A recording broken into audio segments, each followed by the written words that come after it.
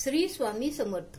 माझ्या homemade channel मध्ये तुमचं खूप खूप स्वागत। बघा मी हे सरबत तयार केलेलं आहे घरी। हे बघा कसं छान सरबत, हे गाजराचं सरबत आहे। अहो एवढं सुंदर झालेलं आहे ना हे, किंवा आणि अगदी आपल्या घरामध्ये जे साहित्य असतं ना त्या साहित्यामध्ये मी हे बनवलेलं आहे हे सरबत। बघा किती सुंदर झालेलं आहे। तर आणि चव तर एवढी जबरदस्त असते ना याची की तुम्हाला काय सांगू। बाहेर जे सरबत पिताना त्यामध्ये वेगवेगळे केमिकल फ्लेवर वापरलेले असतात आणि ते शरीराला एवढे घातक असतात ना की खूप। म्हणून उन्हाळ्यामध्ये बघा गाजर असतात, पेरू असतात, आपले द्राक्षे असतात, त्याचे सरबत घरी तयार करायचे। एवढे सुंदर लागतात ना ते, घरच्या साहित्यामध्ये तयार करायचे। एक सोड्याची बाटली आणून ठेवायची आणि ती फ्रीजमध्ये ठेवायची। खूप छान लागतं हे सरबत। बघा तुम्हाला मी हे सरबत कसं बनवलं, काय बनवलं, त्यासाठी काय काय वापरलं ते मी तुम्हाला दाखवते। चला तर मग बघू आपण वेळ न दवडता रेसिपीला सुरुवात करू।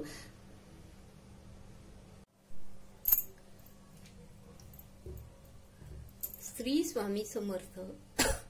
मी मंदाकिनी पाटील, माझ्या होममेड रेसिपी मध्ये खूप खूप स्वागत।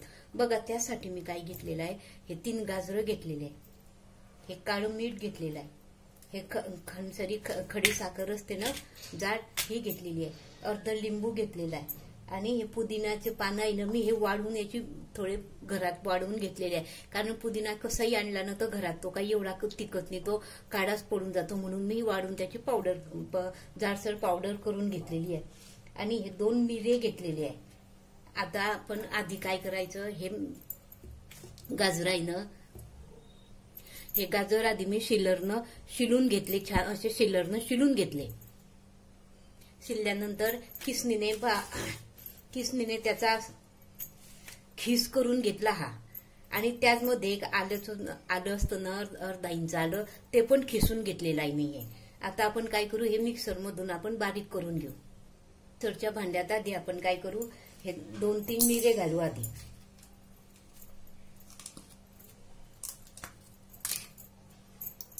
ही खणसरी साखर आहे ना, ही मिक्सर मध्ये खूप जाड खांड होता म्हणून मी आधीच तिला थोडी बारीक करून घेतली, ती घालायची।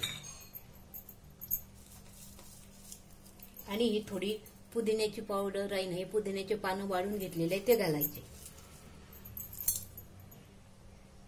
हे बघा हे तुळशीचे 2-3 पानं घातले आणि थोडं काळं मीठ घालायचं।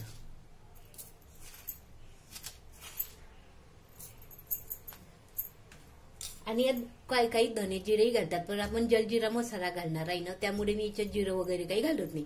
तेही घातलं ना तरी चालतं। आधी आपण हे मिक्सरला बारीक करून घेऊ। हे बघा हे आपण मिक्सर मध्ये बारीक करून घेतलं।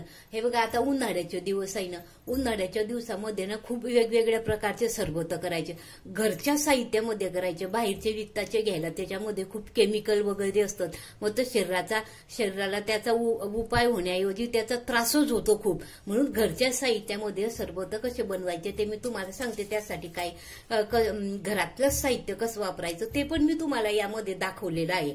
आणि शरीराला पण चांगलं आणि थंड, जर तुम्ही दुपारी द्या, कोणी पाहुणे आले तर त्याला करू शकता। बऱ्याच वेगवेगळ्या प्रकारचे सरबत तुम्हाला मी रोज एक प्रकारचं सरबत, आता या दिवसात द्राक्ष येतात, द्राक्षाचं सरबत, पेरू पण असतात कदाचित, पेरूचं सरबत, बीटाचं सरबत, गाजराचं सरबत, असे वेगवेगळ्या प्रकारचे सरबत घरी करायचे आणि फ्रीजमध्ये ठेवून दिले ना तर थंड होतात आणि शरीर पण थंड राहतं।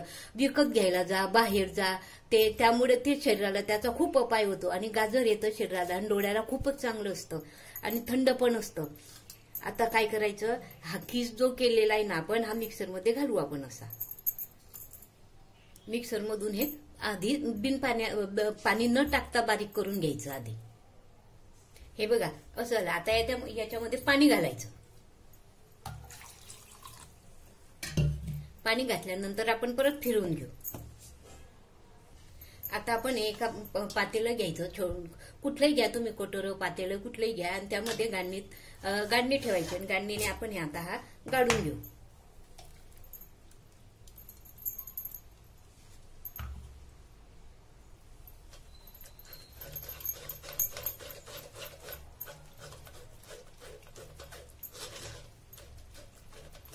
एका चमच्याच्या साह्याने असं रगडायचं। याला वरतून असं थोडं पाणी घालत जायचं, थोडं थोडं, म्हणजे यातला सगळा रस निघून गेला पाहिजे. असं दाबायचं. आणि आता हे बघा, हा चोथा उरलेला आहे. हा चोथा फेकून नाही देता, तुम्ही भाज्यांमध्ये सुद्धा वापरू शकता की ह्या चोथा, किंवा याचं आपण सूप बनवतो ना, सुपामध्ये सुद्धा याचा वापर करू शकता तुम्ही.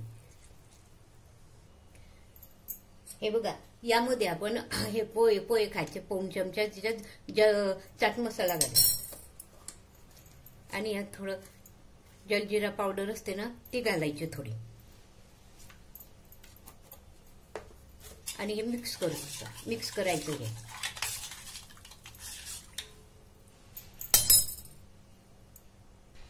लिंबू पिळायचं, आणि लिंबाने खूप छान टेस्ट लागते. अर्ध लिंबू पिळायचं. जेवढी आपली क्वांटिटी असते ना त्यानुसार लिंबू पिळायचं. अर्ध, जास्त असलं तर 1 पण पिळलं तरी चालतं. थोडं आपलं नेहमीच वापरायचं, थोडं मीठ घालायचं.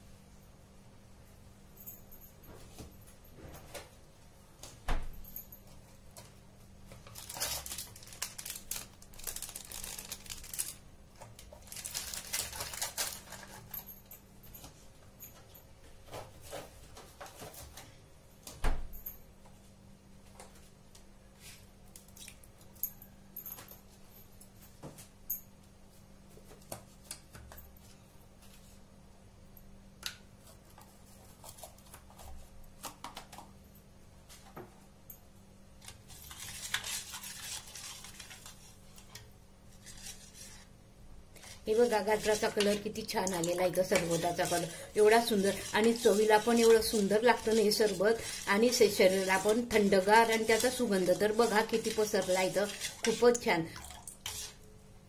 हे बघा, मी थोडं टेस्ट करून बघते.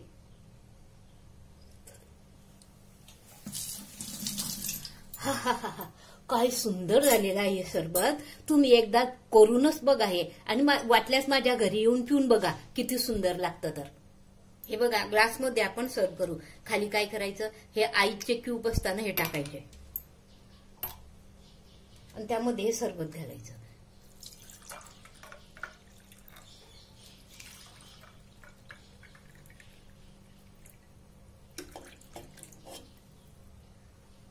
आता माझ्याकडे ना सध्या पुदिनाचे ओले पानं नाही, म्हणून मी हे तुळशीचे पानं घालते. तुळशीचे पानं पण घातले ना तरी चालतं, तुळस पण थंडच असते.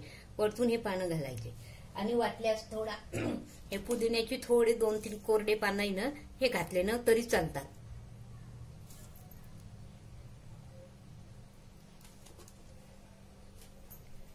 हे बघा, असं आपलं हे सरबत तयार झालेलं आहे. एवढं सुंदर सरबत आहे ना, यानं चवीला एवढं सुंदर लागतं ना.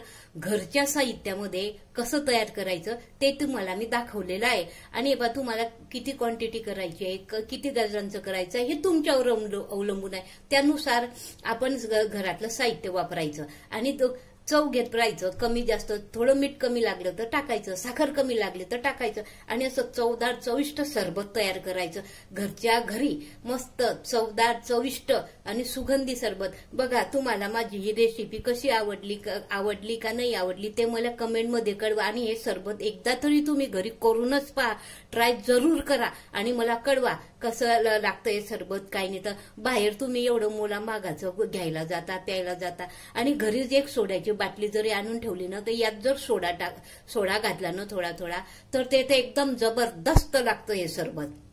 आणून ठेवायची उन्हाळ्याची सोड्याची एक बाटली, आणि टाकत राहायचं. वेगवेगळे प्रकारचे सरबत करायचे आणि घ्यायचे. बघा, ही माझी रेसिपी तुम्हाला आवडल्यास माझं चॅनल होममेड चॅनल शेअर करा, सबस्क्राईब करा, आणि बेल आयकॉनचं बटन दाबा, म्हणजे तुम्हाला असेच माझे नवीन नवीन घरगुती सरबत पाहायला मिळतील. धन्यवाद.